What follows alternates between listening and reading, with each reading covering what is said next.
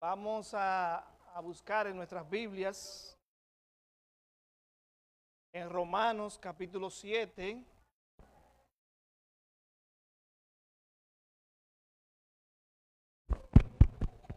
Romanos capítulo 7.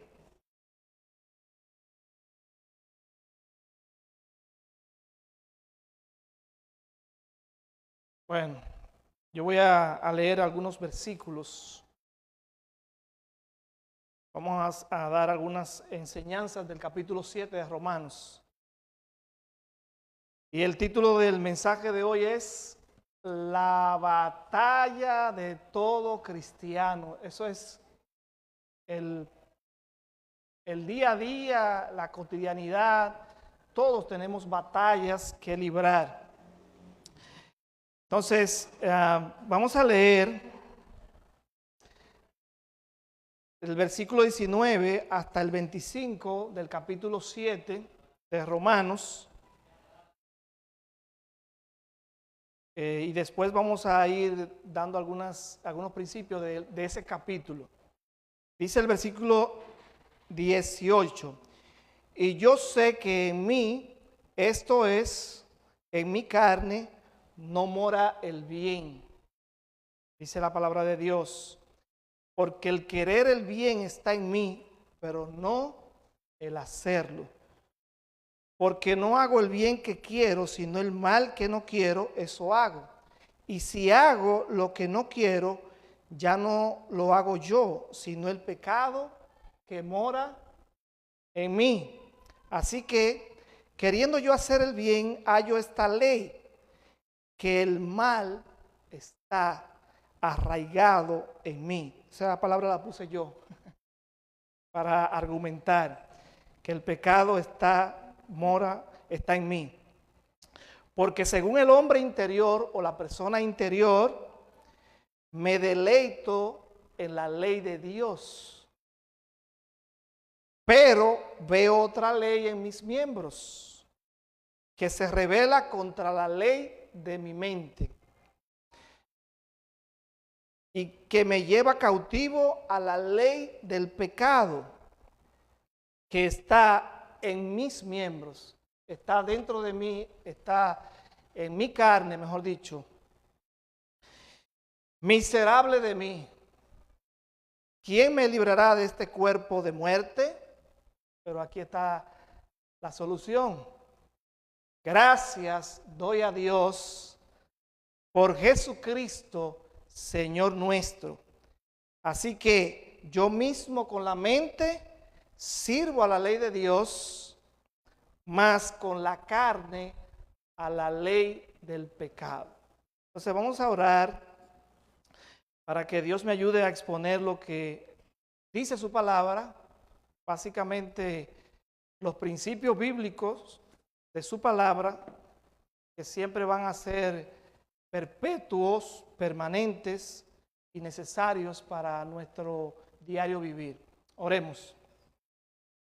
Padre que estás en los cielos, Dios santo, bueno, justo, que has dejado tu ley para que la obedezcamos completamente. Sin embargo, por nuestra naturaleza caída, necesitamos la gracia tuya, el poder de Cristo, la guianza de tu Espíritu Santo para poder ser obedientes a tu palabra, Señor. Gracias, como dijo el apóstol Pablo, por Jesucristo, nuestro Señor, que nos ayuda en nuestras debilidades. Te pido que dirijas este tiempo de acuerdo a tu buena voluntad, que ponga en mi sabiduría para decir exactamente lo que dice tu palabra y lo que quiere tu Dios de nuestras vidas, lo que Dios tú quieres, tú demandas que nosotros pongamos en práctica. En el nombre de Cristo Jesús oramos. Amén y amén. Entonces, como hemos estado leyendo este pasaje, esto parece una contradicción, es una paradoja, porque ¿cómo es que yo soy cristiano, pero estoy inclinado hacia el mal. ¿Por qué? Básicamente porque tengo dos naturalezas. Tengo la naturaleza vieja, que cuando yo me arrepiento, yo pensé que con el bautismo la naturaleza vieja iba a morir, pero él sabe nadar, ella sabe nadar. La naturaleza sabe, no se ahoga, no se queda en el bautismo. Y yo pensaba que cuando yo me convirtiera, al venir el Espíritu Santo sobre mí, iba a haber un poder que yo iba a vencer completamente el pecado, pero me doy cuenta que en mi lucha contra el pecado estoy en miseria, necesito la gracia de Cristo. Entonces nuestra vida nueva que Cristo nos dio, nuestra naturaleza nueva, tenemos una lucha constante con la naturaleza caída, la naturaleza vieja. Y eso es como si tuviéramos dos luchadores o dos boxeadores o dos equipos contrarios en nosotros. Eso no es así con los inconversos. Los inconversos solamente tienen una naturaleza pecaminosa. Por eso es que hay personas que están en la iglesia y uno dice, ¿y por qué esa persona practica el pecado y como si no sienten ni padecen?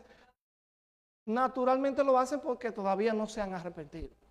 Porque el que se arrepiente, mire, cuando yo digo algo que está incorrecto, cuando yo ofendo a un hermano, me duele en el corazón. Yo le digo, Señor, perdóname, ayúdame a mejorar mi forma de hablar, Señor. Perdóname mi forma de mirar, perdóname esto, perdóname. Pero eso es porque tengo una naturaleza nueva. Pero el que no tiene la naturaleza nueva, lo hace de manera habitual. Entonces nosotros como creyentes, realmente esta naturaleza nos acompañará hasta el final de nuestros días, o que sería mejor si Cristo viene por nosotros, que no tenemos que experimentar la muerte. Pero mientras estemos en esta efímera, transitoria, pasajera vida, vamos a tener esa lucha. Sin embargo, vivimos con la esperanza de la venida de Cristo. Todo creyente tiene esa esperanza de que Cristo en cualquier momento puede aparecer. Puede ser hoy en la noche, mañana en la mañana, o al mediodía, o tal vez en la tarde, pero Él dijo que volvería. Y el escritor de Santiago, la carta de Santiago, capítulo 5, versículo 7, dice, por tanto, ya cuando él termina de dar las enseñanzas a la iglesia, dice, esto se lo digo, hermanos, en resumen, tengan paciencia hasta la venida ¿de quién? Del Señor. Es decir, sufran con esperanza, sufran sabiendo que el Señor en cualquier momento va a aparecer. Y miren cómo el labrador pone una metáfora o una comparación o una figura y dice, así como el labrador espera el precioso fruto de la tierra, aguardando o esperando con paciencia hasta que recibe la lluvia temprana y la tardía. Esa lluvia temprana y tardía, había una lluvia que el agricultor la esperaba y después, cuando ya los frutos necesitaban la otra lluvia, entonces él decía, Señor, que venga la lluvia también tardía para que los frutos no se perdieran. Y así estamos nosotros en esa expectativa, sabiendo que un día vamos a ser liberados de este cuerpo pecaminoso, que ve cosas que no debe ver, que oye cosas y apoya cosas que no debe oír, que toca cosas que no debe tocar. ¿Qué más? Que piensa y que después dice y hace cosas que Dios aborrece. Esa es nuestra naturaleza. Sin embargo, como dije anteriormente, tenemos la gracia, el poder de Cristo para ser más que vencedores, dice la palabra de Dios. El apóstol Pablo le aconsejó esto al joven Timoteo, aquí hay jóvenes, y le dijo, ten cuidado de ti mismo, de tu propia persona, de tu carne, porque el enemigo mayor, para tu desgracia, eres tú mismo. Y alguien dijo, no conozco una persona que me haya hecho tanto daño como yo mismo. Algunas veces estamos acusando a otros del daño, y somos nosotros que nos hacemos daño, con las decisiones que tomamos, con lo que decimos y con aquello que pensamos.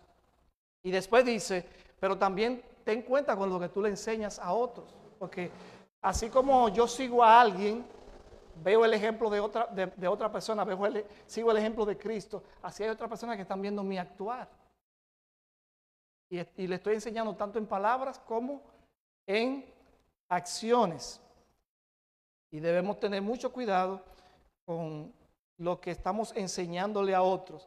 Y cuidado con lo que enseña, pero dice, persiste o sigue en esto que yo te estoy diciendo, le dice el apóstol Pablo en la carta, y no solo te salvarás a ti mismo, o sea, te cuidarás a ti mismo de la desgracia, sino que también podrás librar a otros por tu buen ejemplo y por lo que tú le dices a otro.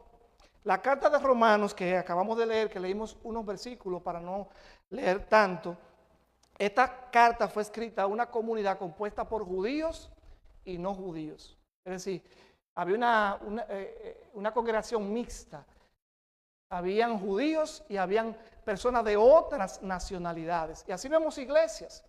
Hay iglesias donde hay diferentes personas del Salvador, de México, de los Estados Unidos, chinos, y están todos mezclados ahí. Entonces estaban los judíos en la carta de los romanos.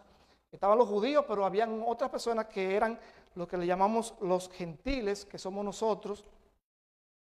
Y entonces Pablo está diciendo, miren, el querer luchar por hacer buenas obras o guardar la ley, eso no te va a salvar.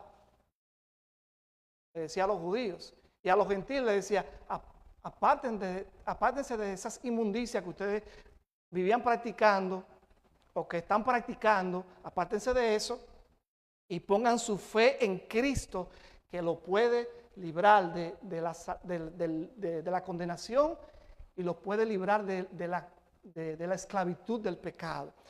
Eso era lo que Pablo estaba diciendo, todo lo que dijo de Romanos. La fe en Cristo es lo que nos puede librar del pecado y nos puede salvar para poder ir al cielo.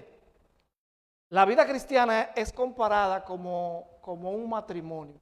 Cuando uno se casa, básicamente uno hace un compromiso de serle fiel a esa persona.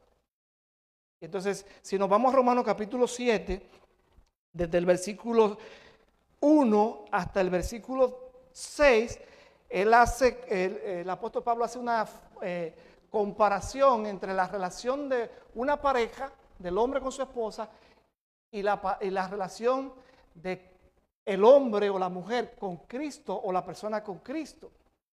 Y es básicamente un compromiso. Cuando yo me convierto o le entrego a mi vida a Cristo, yo digo, voy a vivir para ti, voy a hacer tu voluntad.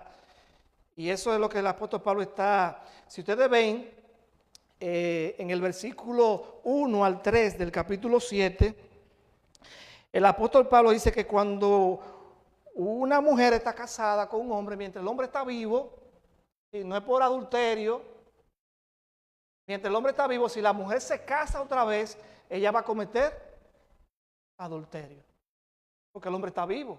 Hay un compromiso matrimonial. Entonces, el primer marido, que es comparado con la ley, mientras estamos vivos, tenemos la obligación de cumplir con toda la ley. Tenemos la obligación de cumplir con toda la ley, pero nosotros no podemos cumplir toda la ley. ¿Qué hizo Cristo? La cumplió por nosotros. Recibió la maldición, el castigo de la ley, para que yo pudiera ser declarado santo, perfecto, inocente delante de Dios. Eso lo hace la fe. Yo creo que me estoy dando a entender, ¿verdad? La fe hace eso, que cuando Dios me ve a Cristo, ve la santidad de Cristo, no me ve a mí, porque si me ve a mí, me voy al infierno derechito, derecho. Dice la hermana, estoy listo, dice la hermana, para irme al infierno. Entonces, el primer marido representa la ley, que ahí dice que estamos obligados a obedecerla desde el versículo 1 hasta el versículo 3. Ya el segundo marido Esto es bien bonito porque lo representa desde el versículo 4 hasta el versículo 6, es nuestro Señor Jesucristo. Nos casamos figuradamente con Cristo el Señor. Él es nuestro esposo. O Él es nuestro novio y nosotros somos la novia. Y después nos casamos con Él a través del arrepentimiento. Entonces, ¿por qué Él es el segundo marido? Porque Él murió y resucitó en nuestro lugar para darnos vida abundante. No solamente llevarnos al cielo, sino darnos una vida victoriosa aquí en la tierra. Eso es lo que enseña la palabra de Dios. Y ustedes lo pueden leer, que aquí dice que la mujer está sujeta por la ley al marido mientras éste vive, pero cuando él muere, ella queda libre. Hace una transición porque el antiguo pacto nos condenaba y el nuevo pacto en Cristo nos justifica o nos hace justos delante de Dios. Ya en la vida del marido, dice, si se uniere a otro hombre, ya yo lo expliqué eso, ella falta a la ley. En el versículo 4 dice, así también ustedes, la comparación, versículo 4 del capítulo 7, hermanos míos, han muerto, ¿a qué cosa? A la ley, mediante el cuerpo de Cristo, para que sean de otro. Ya pasamos a ser de otro marido de manera figurada, y este es Cristo el Señor. Y ese otro venció la muerte, venció el pecado, venció a Satanás. Y dice más adelante, del que resucitó de los muertos, a fin de que llevemos fruto para Dios. Todo creyente está llamado a llevar fruto para Dios. En Romanos capítulo 1, versículo 6, dice que Jesús no nos llamó para vivir así, como diríamos en buen dominicano, como chivos sin ley. Miren lo que dice en Romanos capítulo 1, versículo 6. Dios los llamó a ustedes, entre los cuales están todos ustedes, versículo 6 del capítulo 1 de Romanos, llamados, esto es importante, maravilloso, llamados a ser de Jesucristo, a pertenecer a Jesucristo. En Marcos capítulo 1 también dice que Jesús llamó a sus discípulos para sí, para que estuvieran con Él, para que fueran de Él. Entonces, hay veces que la persona o no entiende el llamado de Dios y está viviendo una vida cristiana carnal, o todavía no se ha convertido a Cristo. Entonces, no podemos decir, fulano no es cristiano, porque solamente Dios sabe si tal vez un cristiano carnal, que todavía necesita que Dios lo castigue fuerte para que, aunque Dios no es un tirano, pero Él tiene que ser justo y hacernos pagar las consecuencias de nuestros errores. ¿Cuántos de los que están aquí han pagado consecuencias de sus errores? Todos, ¿verdad? O sea que nadie aquí puede tirar la primera piedra porque todos hemos pecado. Sin embargo, vemos el don de Dios. Romanos capítulo 5, versículo 15. Pero el don no fue como la transgresión. El regalo de Dios es diferente a la transgresión de Adán. No hay comparación entre el pecado de Adán y el regalo que Dios nos dio a través de Cristo. Porque si por la transgresión, de Romanos capítulo 5, versículo 15, por la transgresión de aquel uno murieron los muchos, abundaron mucho más para los muchos, la gracia y el don de Dios por la gracia de un hombre. La gracia de un hombre, ¿quién es? Jesucristo. Entonces ya podemos decir que por medio de Cristo tenemos una vida completa. Dijimos que lo primero es que la vida cristiana es comparada como un compromiso matrimonial.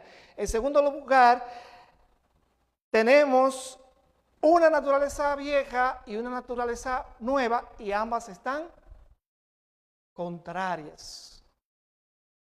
Versículos del 7 hasta el 11. La naturaleza vieja se resiste a la buena y justa ley de Dios. La ley de Dios es buena, justa y perfecta, pero nuestra naturaleza carnal está en contra. ¿Qué deseamos nosotros? Venir a la iglesia, orar, vivir una vida en santidad. Por el contrario, deseamos toda clase de mal. Vamos a ver el versículo 7 y el versículo 8. ¿Qué diremos a esto? ¿La ley es pecado? No, claro que no. Pero yo conocí el pecado, yo no conocía el pecado sino por la ley, porque tampoco conociera la codicia o el deseo si la ley no dijera, no hagas esto. En pocas palabras, lo que quiere decir este versículo es que cuando habla de codicia está diciendo que deseamos toda clase de mal, toda clase de maldad. Está nuestro corazón, nuestra carne deseándolo. Y el versículo 8 sigue diciendo que el pecado toma ocasión, hace uso del mandamiento para que deseemos toda codicia o toda clase de mal. Oigan bien, nosotros no podemos controlar nuestros malos deseos, pero con la ayuda de Cristo, con el poder del Espíritu Santo, es que podemos vencer el pecado. Porque está la carne, por un lado, o vamos a ponerlo de este lado, la carne, y está el Espíritu. La carne no quiere que nosotros hagamos lo que el Espíritu dice, eso lo sabemos, pero tampoco el Espíritu está de acuerdo con que nos dejemos llevar de nuestros deseos carnales. Entonces vamos bien por ahí, ¿verdad? Desde el versículo 9 hasta el versículo 11 no somos capaces de lidiar con el pecado. Necesitamos la ayuda inmediata del Señor. Por eso está la oración y por eso está la palabra de Dios, que debemos alimentarnos de ella diariamente. Usted diría, pero yo le he leído mucho la palabra de Dios, pero cada vez que usted la lee se da cuenta que hay pecados que usted debe abandonar. Y la misma Biblia le dice, mira, te encontraste con este pasaje y te estoy diciendo que deje eso. Eso está mal. Eso no me agrada. En tercer lugar, mis amados hermanos, la naturaleza nueva que Cristo me dio por su Espíritu, el régimen o las reglas del Espíritu, me conduce a valorar y deleitarme en la ley de Dios. Por la naturaleza nueva, cuando la carne no quiere leer la Biblia, pero en la naturaleza mía nueva, el Espíritu me insta a valorar la palabra de Dios, y cuando yo la leo, la estudio y la rumeo, la interiorizo, entonces me produce gozo, me produce alegría, porque yo digo, wow, Dios, ¿cómo tú me dejaste esa carta de amor para corregirme, para ayudarme, para que yo pueda crecer en mi vida cristiana? Entonces vemos desde el versículo 12 hasta el versículo 25 que hay una gran disputa. ¿Dónde está la disputa? Entre la mente y la carne. Con la mente, yo quiero servir a Dios y yo dispongo mi mente para que se llene de la palabra de Dios, pero mi carne está peleando ahí y no quiere aflojar, no quiere ceder, mejor dicho. El hombre interior quiere. Y hay una gratitud a Dios en nosotros por la obra de Cristo. Vamos a ver desde el versículo 22 hasta el versículo 25. Porque según el hombre interior o la nueva naturaleza, me deleito ¿en qué? ¿En qué me deleito? ¿Qué es lo que me produce más placer? La palabra de Dios. Pero veo que hay otra ley en mis miembros que se revela contra la ley de mi mente, la ley que Dios ha puesto en mi mente y mi conciencia. Y esa ley que se revela me lleva cautivo a la ley del pecado que está en mis miembros, está en mis manos, está en mis ojos, está en mis oídos, está en lo que veo, está en lo que hago, en lo que digo. Pero él dice, soy un miserable. Y eso es importante reconocer, nuestra miseria espiritual. Jesús dijo, bienaventurados los pobres en espíritu. ¿Qué significa eso? Bienaventurados aquellos que reconocen su necesidad espiritual. Que reconocen que necesitan orar más, que necesitan estudiar más la palabra de Dios, que necesitan congregarse más, que necesitan memorizar más la palabra de Dios, que necesitan compartir con otros que están luchando en contra del pecado, que están viviendo en pecado y que necesitan que se le hable la palabra de Dios. Entonces tenemos esa batalla cuerpo a cuerpo contra el pecado. ¿Qué dice el apóstol Pablo en el capítulo 6, versículo 12 y versículo 13 de Romanos? A nosotros los cristianos, no a los mundanos, a nosotros los cristianos, porque el inconverso no puede, a menos que se arrepienta.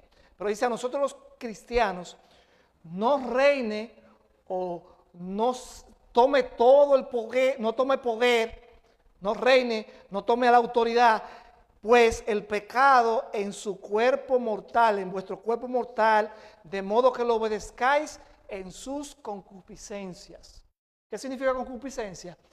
Ese desenfreno que hay en nosotros. Ni tampoco presenten sus miembros al pecado como instrumento de justicia. No se puede ligar una cosa con otra. Así que, versículo 13, hermanos, os ruego por las misericordias de Dios, versículo 12, capítulo 12 de Romanos, versículo 1, que presenten sus cuerpos, ¿cómo? ¿Y qué es un sacrificio vivo? ¡Wow! ¿Cómo es eso? Para eso es como contradictorio. Para que algo viva, primero hay que matarlo espiritualmente hablando. Debo de matar lo que yo digo. Debo de matar lo que yo pienso. Debo de matar aquello que yo veo en las redes sociales, aquello que yo ejecuto, que tú sabes y yo sé que no está bien. Cada uno de nosotros tiene su batalla, yo tengo las mías. Aquí ni siquiera el pastor Jeffrey es perfecto. Ni la hermana Pamela, ni la hermana Denisa, ni ninguno de ustedes. Y yo soy el primero que levanta la mano. El apóstol Pablo dijo que él es el más vil de los pecadores. Y imagínense que cada uno tiene una medida de gracia y la gracia es más abundante que nuestro pecado. Gracias a Dios por ello. Entonces, sacrificio vivo hay que matar, pero hay que ofrecerlo para que se convierta en santo, agradable a Dios, que es el verdadero servicio que le damos a Dios. Romanos capítulo 12, versículo 1. Y el versículo 2 dice, no se conformen a este tiempo, no vivan como viven los demás, sino transfórmense, cambien por medio de un pensamiento renovado para que comprueben, para que se den cuenta cuál es la buena voluntad de Dios, agradable y perfecta. Dios siempre quiere lo mejor para nosotros, pero nosotros somos tercos. Somos como esa oveja que dijo el pastor, que yo vi el video, que el pastor la saca del hoyo y ella vuelve y se mete en otro hoyo. Somos así, mis amados hermanos. Que el Señor nos ayude a cada día ser más obedientes. Y el apóstol Pablo habló del aguijón. Cada uno tiene un aguijón en la carne. El aguijón de la muerte es el pecado. El pecado es como un aguijón que se clava en nuestro cuerpo, en nuestra carne. Y el poder del pecado, la ley. La ley nos acusa, nos condena. Pero Cristo se hizo maldición cumpliendo la ley, muriendo en nuestro lugar. Y el apóstol Pablo dice en Romanos, en 1 Corintios capítulo 15, versículos 56 y 57, que el aguijón de la muerte es el pecado y el poder del pecado la ley, más gracias sean dadas a Dios que nos da la victoria por medio de nuestro Señor Jesucristo. No estamos solos. Cristo es nuestro intercesor, pero tenemos al Espíritu Santo dentro de nosotros que nos da el poder. Ese poder, como dice el apóstol Pablo en Efesios, que resucitó a Cristo de los muertos, es el mismo poder que tenemos para luchar contra Satanás, el pecado y el mundo. ¿Cuáles son tus luchas interiores, las luchas de ustedes interiormente? ¿Con qué pecado tú estás lidiando? ¿Con qué situación tú estás lidiando? Porque tenemos la naturaleza adámica, que viene de Adán, pero también tenemos la nueva naturaleza de Cristo, que es dada por su Espíritu. ¿A cuál de las dos naturalezas estás alimentando más? ¿Te deleitas en cumplir con la ley de Cristo? El amor es la base de todo. Por amor Cristo murió por nosotros, pero ese amor ha sido derramado en nosotros por medio de su Espíritu Santo. Por eso dice, el amor no hace mal al prójimo. Así que el cumplimiento de la ley es el amor. Romanos 13:10. ¿Por qué hablamos del amor? Porque Cristo ha depositado el amor dentro de nosotros. Sobrelleven los unos la carga de los otros y cumplan así la ley de Cristo. En Gálatas 6:2. Cuando un hermano cae en pecado, ¿qué es lo más común que hacemos? Señalarlo. Pero no, estamos para ayudarle a levantarse, orar por él, darle consejos. Entonces, todos estamos luchando en contra del pecado, excepto Cristo. Pero después Daniel luchó en contra del pecado, aunque fue un hombre muy amado por Dios. Job luchó en contra del pecado también. David luchó en contra del pecado. Y así sucesivamente, todos los hombres. José, cuando sus hermanos lo vendieron, me imagino la rabia que él pudo experimentar, pero después oró a Dios, habló con Dios y Dios le ayudó. Entonces, ahí podemos ver, ya que de toda la explicación que tenemos, que Dios es quien nos da el poder para vencer en nuestras luchas personales. Amén. Vamos a orar para que Dios nos ayude a cada uno de nosotros. Padre que estás en los cielos, te doy gracias por tu palabra. Te pido que nos ayudes a alimentar la nueva naturaleza en Cristo. Estudiando, profundizando, memorizando tu palabra, orando más, teniendo más pasión por venir a la iglesia, por predicarles a otros de Cristo, involucrándonos más en el servicio a ti, Señor. Gracias por tu palabra. En el nombre de Cristo Jesús. Amén y amén.